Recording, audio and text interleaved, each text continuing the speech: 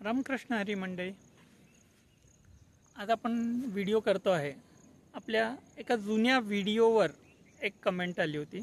आपण एक व्हिडिओ केला होता, अहिल्या द्रौपदी सीता तारा मंदोदरी तथा पंचकन्या स्मरे नित्यम महापातक नाशनम।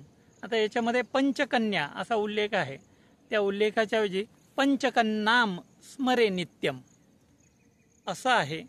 हे आपण त्या श्लोकातनं सांगितलं होतं, कारण अनेक जे व्हिडिओ आहेत जे यूट्यूबवर अवेलेबल आहेत त्याच्यामध्ये पंचकन्या असंच त्यांनी संबोधलेलं आहे। परंतु कार्तिकी एकादशी निमित्त पंढरपूरमध्ये असताना देगलूरकर महाराजांचं प्रवचन जे चातुर्मासात असतं ते ऐकत असताना एकदा त्यांनी केलेला उल्लेख हा सापडला की ते पंचकन्या नसून पंचकन्नाम आहे। आता या व्हिडिओवर वाराणसीमधनं वृंदावनमधनं एकाने काल कमेंट केली आपल्या व्हिडिओवर की आप गलत श्लोक बोल रहे हो, आप जाके देख लीजिए। आता आपला व्हिडिओ मराठीतून होता तरीसुद्धा तो व्हिडिओ वाराणसी वृंदावनपर्यंत पोचला, हे आपलं भाग्य। त्यांनी तो ऐकला, कारण हा श्लोक टाकल्यानंतर आपल्या व्हिडिओला साधारण 5000 व्ह्यू आहेत। त्यामुळे सहज कोणी जेव्हा सर्च करतं अहिल्या द्रौपदी सीता यूट्यूबवर तेव्हा आपला व्हिडिओ समोर येतो। त्यामुळे हा व्हिडिओ ऐकल्यानंतर त्यांना थोडं आश्चर्य वाटलं, म्हणून त्यांनी हा श्लोक चुकीचा आहे अशी आपल्याला कमेंट केली आणि तुम्ही नीट श्लोक पहा ओरिजिनल असं आपल्याला सांगितलं।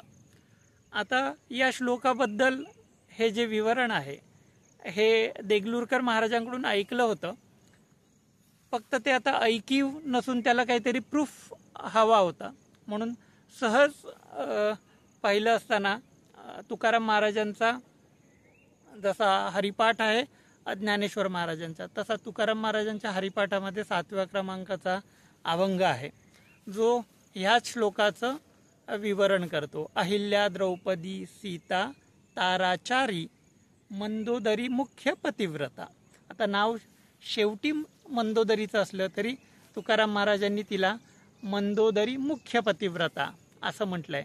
आणि या 5 जणांची नावं घेतली तर आपली वाणी शुद्ध होते असं तुकाराम महाराजांनी त्यांच्या गाथेत लिहिले। आता पंचमवेद असं आपण ज्यांना म्हणतो त्यांच्या समोर अजून आपल्याला दुसरं कोणतं प्रूफ पाहिजे, तर पंचकन्नाम हेच त्याच्यामध्ये योग्य आहे।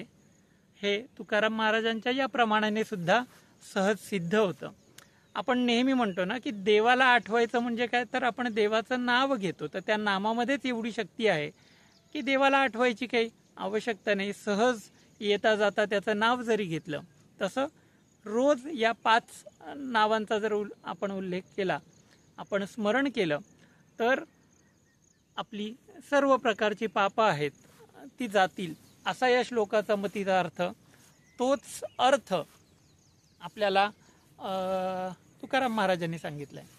आज आपण हा व्हिडिओ करतोय, ती जागा आहे पोलादपूर जवळची सावंतकोंड इथला एक सुंदर असं माळरान आहे आणि असा सुंदर व्ह्यू आहे। इथून संपूर्ण पोलादपूर आहे, ते पोलादपूर आपल्याला पाहता येतं आणि ते पाहण्यासाठीचा हा असा उत्तम असा नजारा जो आहे तो आपल्याला इथून पाहता येतो। हे पाहायचं आहे, यासाठी मी इथे आलो।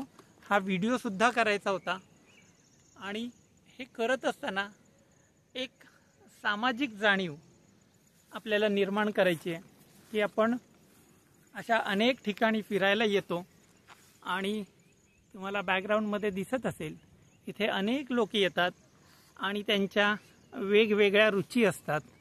आणि आपल्या पोलादपूरसारखं वारकरी संप्रदायातलं अग्रगण्य असा तालुका असताना या अशा फिरायच्या ठिकाणी निसर्गरम्य ठिकाणी येऊन आपण कशात धुंद व्हावं, तर तुकाराम महाराज अशा रानात जंगलात जाऊन आपलं आध्यात्मिक ज्ञान शोधत होते आणि इथे आपण मात्र वेगळ्याच प्रकारची धुंदी अनुभवायला येतोय। तर माझी पोलादपूर तालुक्यातल्या सर्व तरुणांना विनंती आहे की अशा काही छान सुंदर जागा आहेत तिथे तुम्ही दारूसारखी व्यसन आणि ह्या अनेक बाटल्या इथे या सुंदर अशा मारणावर पडलेल्या आहेत. तर कृपा करून ह्या अशा चांगल्या जागेंचा असा वाईट वापर करू नका आणि ह्या सार्वजनिक ठिकाणी ही अशी कृत्य तरी तुम्ही करू नका.